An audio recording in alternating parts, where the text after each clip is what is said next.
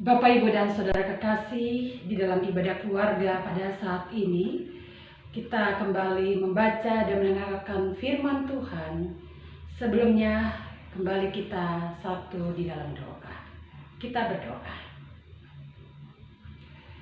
Ya Tuhan, Allah Bapa yang bertata di dalam kerajaan sorga, pada saat ini dalam ibadah keluarga yang ada, kami memohon kepada Allah Bapa di sorga untuk membuka hati dan pikiran kami dan memberikan kuasa Roh Kudus kepada kami semuanya, agar supaya kami dikala membaca dan juga mendengarkan firman-Mu Tuhan, kami sungguh mengerti, bahkan di dalam pengertian itu kami bisa mengenal akan Tuhan. Dan dalam pengenalan akan Tuhan, kami melaksanakan firman Tuhan dengan baik dalam kehidupan kami sebagai orang-orang yang percaya. Bersabdalah ya Tuhan, kami mendengarkan firman-Mu. Dalam nama Tuhan Yesus kami telah berdoa. Amin. Marilah umat Tuhan, saya mengajak kita untuk berdiri dan kita membuka Alkitab dan membaca terambil dari Kitab Ulangan pasal yang ke-10 ayat 20 sampai dengan ayat 22. Mari kita membaca, umat Tuhan yang berada di rumah membaca. Engkau harus takut akan Tuhan Allahmu. Kepadanyalah harus engkau beribadah dan berpaut. Dan demi namanya haruslah engkau bersumpah. Dialah pokok puji-pujianmu dan dialah Allahmu yang telah melakukan di antara perbuatan-perbuatan yang besar dan dahsyat, yang telah kau lihat dengan matamu sendiri, dan dengan 70 orang nenek moyangmu pergi ke Mesir. Tetapi sekarang ini telah Tuhan Allahmu telah membuat engkau banyak seperti bintang-bintang di langit. Demikianlah pembacaan firman Tuhan. Berbahagialah mereka yang mendengar dan melakukannya. Terpujilah Kristus. Haleluya. Bapak, Ibu, dan Saudara, selamat sore untuk kita semua. Semoga Bapak, Ibu, dan Saudara tetap sehat dan dilindungi oleh Tuhan. Saat ini di dalam pembacaan kita mengangkat satu judul, yakni takut akan Allah. Bapak, Ibu, dan Saudara kekasih, saya yakin dan percaya bahwa Bapak, Ibu, dan saya, bahkan semua orang di dalam kehidupan ini pernah mengalami yang namanya perasaan takut, ya. Takut dengan kehilangan orang yang kita kasihi, takut di dalam kegelapan, takut dari ketinggian, takut dari sakit penyakit termasuk COVID-19, ya. Bahkan takut karena tidak bisa membiayai pendidikan anak-anak dan sebagainya. Nah, bagaimana dengan takut akan Tuhan atau takut akan Allah?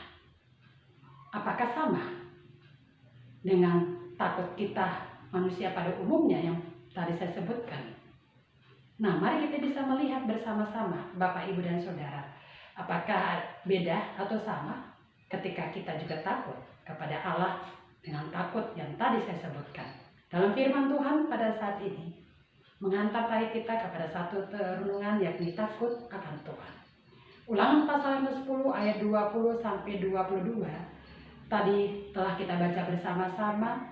Di sana dikatakan bahwa bangsa Israel diminta oleh Tuhan lewat hambanya Musa untuk takut kepada Tuhan.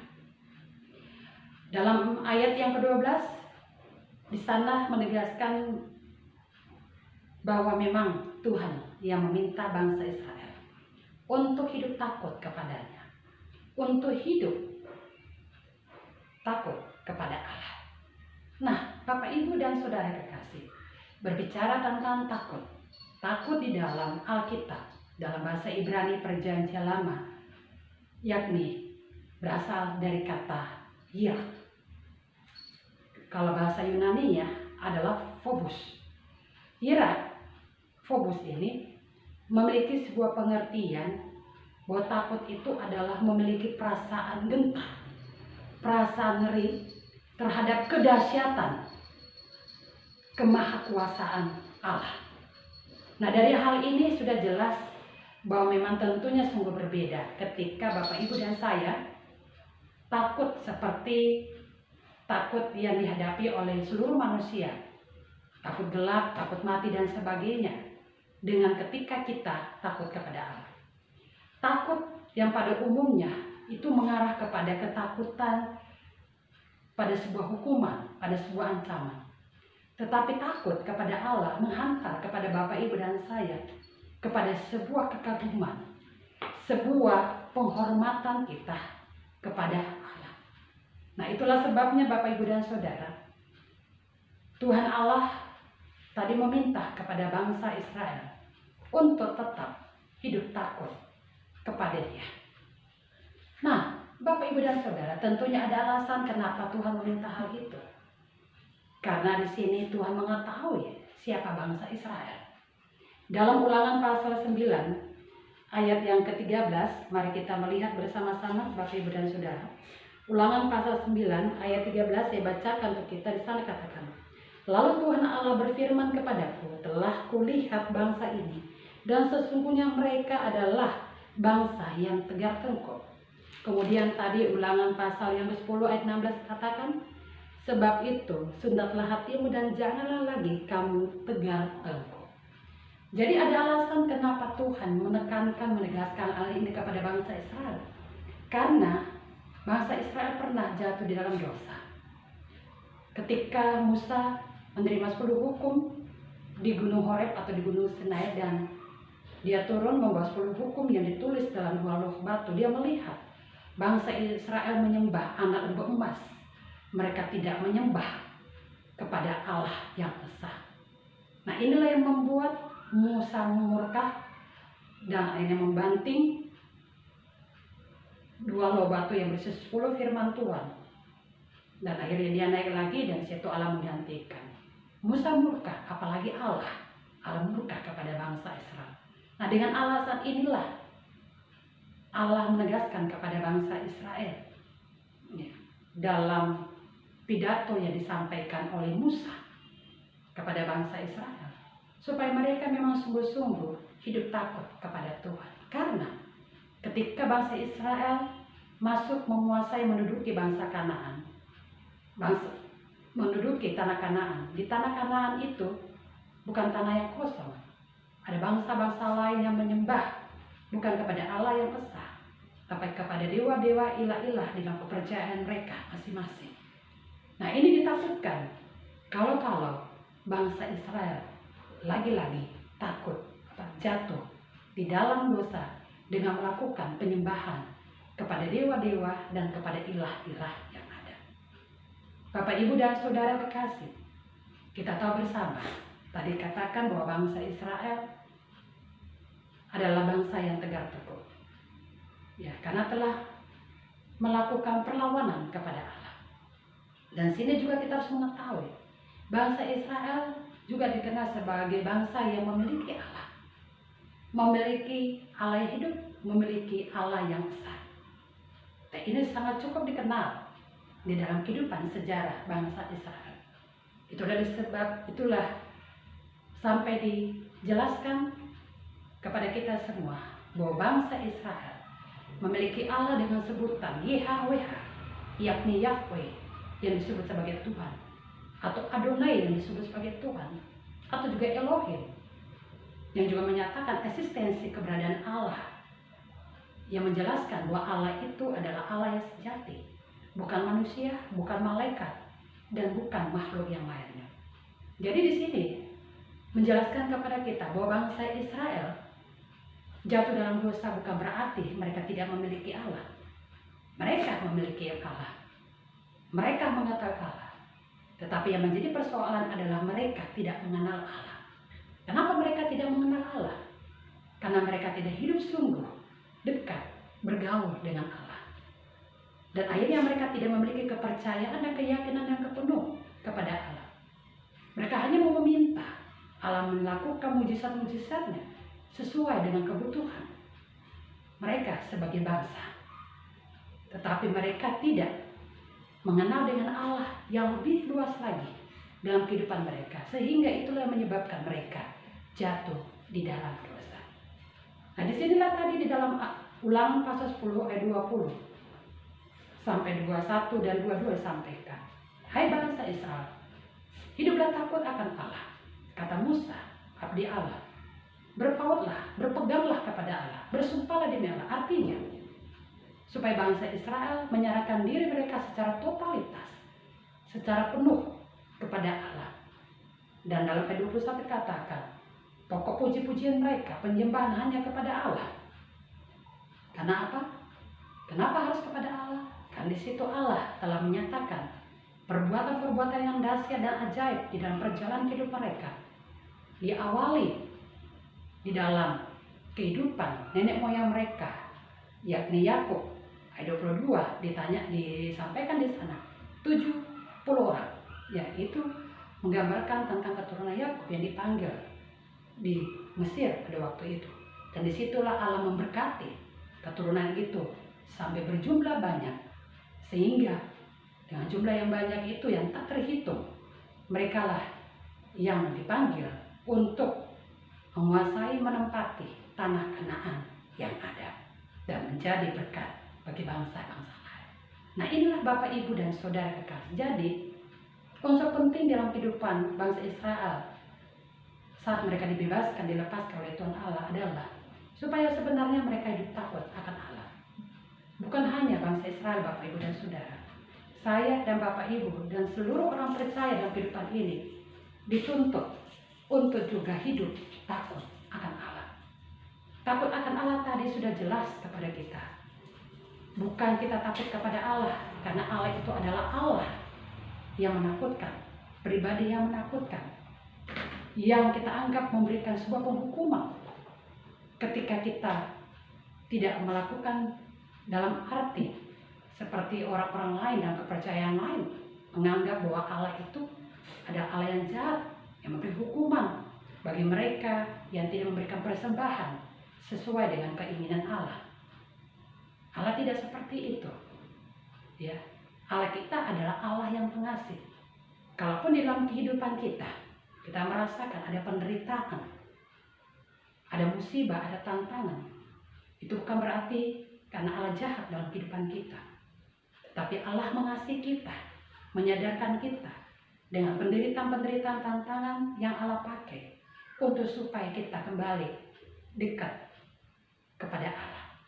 Nah, Bapak, Ibu, dan Saudara kekasih, memang benar, sama seperti bangsa Israel, kita juga memiliki Allah yang juga kita akui dan sembah di dalam nama Tuhan Yesus Kristus.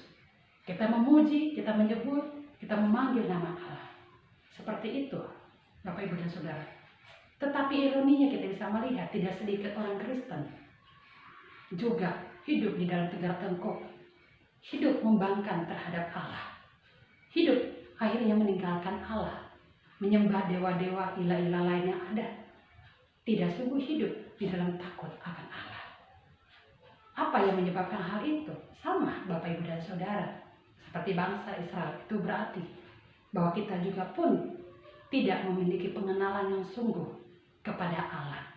Kita hanya dengan cukup puas bahwa kita memiliki kekristenan, hidup menjadi orang Kristen. Secara rutinitas kita beribadah, kita memuji, kita pandai memanggil Tuhan, menyebut nama Tuhan, sedikit-sedikit demi Tuhan, demi Tuhan.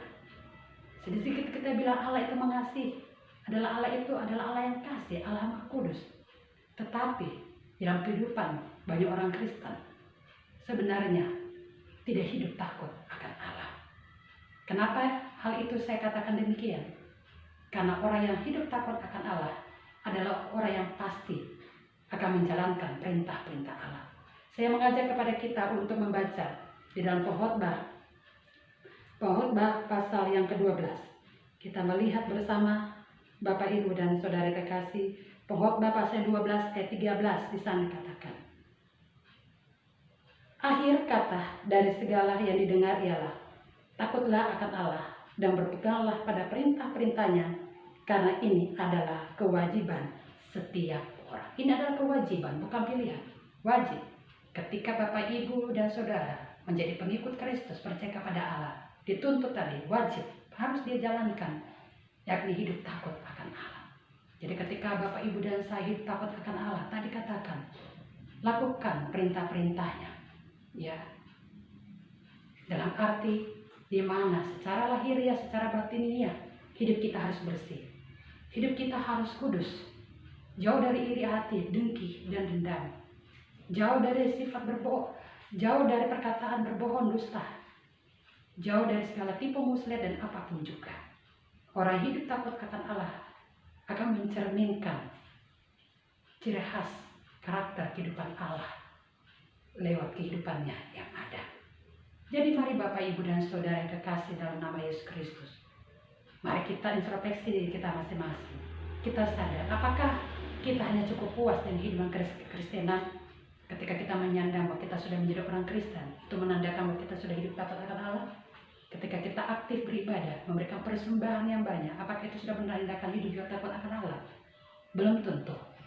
Walaupun kita rajin beribadah, rajin membaca Alkitab, rajin mengupas ayat Alkitab, tetapi kalau dalam mulut bibir kata kita mengandung dusta tadi, dalam hati kita mengandung iri hati dan dengki, pikiran kita mengandung hal-hal yang jahat, maka kita belum hidup takut akan Allah. Mulai dari sekarang Bapak, Ibu, dan Saudara, belajarlah dan terus kembali apa yang Tuhan inginkan kepada Bapak, Ibu, dan Saudara yang hidup takut akan Allah. Itu harus kita tunjukkan dalam kehidupan kita bersama-sama. Karena itulah tujuan Allah memanggil kita sebagai orang-orang percaya. Biarlah firman Tuhan hari ini benar-benar menyadarkan kepada kita dan kita menjadi berkat bagi banyak orang. Tuhan memberkati kita semua. Amin. Mari Bapak, Ibu, dan Saudara, kita satu dalam doa. Kita berdoa. Kami tetap bersyukur kepada Tuhan sebab kami disadarkan bahwa dalam kekristenan unsur yang penting adalah hidup yang takut akan Allah. Bukan hanya sebatas kami memuji, memanggil nama Tuhan. Bukan hanya sebatas dalam aktivitas kehidupan peribadahan kami, rajin beribadah, rajin bersekutu, dan melakukan kegiatan-kegiatan rohani, melainkan dengan takut akan Allah, kami melakukan hal yang lebih luas, yakni menjaga kehidupan kami menjadi hidup yang kudus. Secara lahiriah, secara batiniah, kami hidup jauh dari dosa, hidup jauh dari kejahatan apapun juga. Terima kasih ya Tuhan untuk firman yang sudah kami dengarkan bersama. Berkati kami, berkati firman yang sudah kami dengarkan. Berkati juga rumah tangga kami, bahkan kami sebagai orang tua dan anak-anak. Dalam perjalanan hidup kami selanjutnya Tuhan tuntun, supaya kami tetap hidup takut akan Allah, percaya bahwa apapun yang menimpa, apapun yang kami hadapi, dalam kesulitan-kesulitan yang ada khususnya Tuhan, ketika kami hidup takut akan Allah, kami akan tetap berbahagia. Karena kami mendapatkan kekuatan, kemampuan dari Allah Bapa di surga. Berkati pelayanan kami Tuhan, di dalam berjemaat kami, untuk Gereja GPB Immanuel Bung Karno Mataram. Berkati para pelayan. Berkati umat-Mu yang juga beribadah pada saat ini Tuhan. Agar supaya kami dalam kehidupan beribadah pada saat ini terus melaksanakan ibadah yang sungguh yang berkenan di hadapan Tuhan. Dan kami memohon di dalam setiap pergumulan hidup kami, kesulitan ekonomi kami, dan juga kesakitan kami, keduka cita dan apapun juga, tetap kami memohon kepada-Mu Tuhan satu-satunya penolong kami, agar supaya kami tetap hanya berpaut, hanya mengandalkan Tuhan Allah dalam kehidupan kami, sehingga kami tidak menyerah di dalam perjalanan hidup beriman kami. Berkatilah gereja kami Tuhan. Berkatilah seluruh GPIB yang ada dimanapun mereka berada, di kota-kota, di desa-desa. Berkati mupal-mupal, termasuk mupal NTB Bali yang ada. Bahkan berkatilah gereja-gereja-Mu yang lain Tuhan. Serta kehidupan masyarakat, bangsa negara yang ada di dunia, bahkan Indonesia, para pemimpin kami semuanya Tuhan berkati. Supaya kami tetap hidup takut akan Allah, melihat, bergaul, berhubungan dekat dengan Allah, dengan terus berkomunikasi dengan Allah lewat doa, baca firman. Dan dari situlah kami mengetahui apa yang Tuhan Allah kehendaki untuk kami lakukan dalam kehidupan bersama. Walaupun kami berbeda, tetapi kami tetap utuh dalam kesatuan kami sebagai bangsa Indonesia. Terima kasih ya Allah. Kami mohon dengarkanlah doa kami yang kami panjatkan dalam nama Tuhan Yesus yang telah mengajar kami berdoa bersama. Bapa kami di sorga, dikuduskanlah namamu. Datanglah kerajaanmu, jadilah kehendak-Mu di bumi seperti di sorga. Berikanlah kami pada hari ini makanan kami yang secukupnya, dan ampunilah kami akan kesalahan kami, supaya kami juga mengampuni orang bersalah kepada kami. Janganlah membawa kami ke dalam pencobaan, tetapi lepaskan kami daripada yang jahat. Karena Engkaulah yang mempunyai kerajaan dan kuasa dan kemuliaan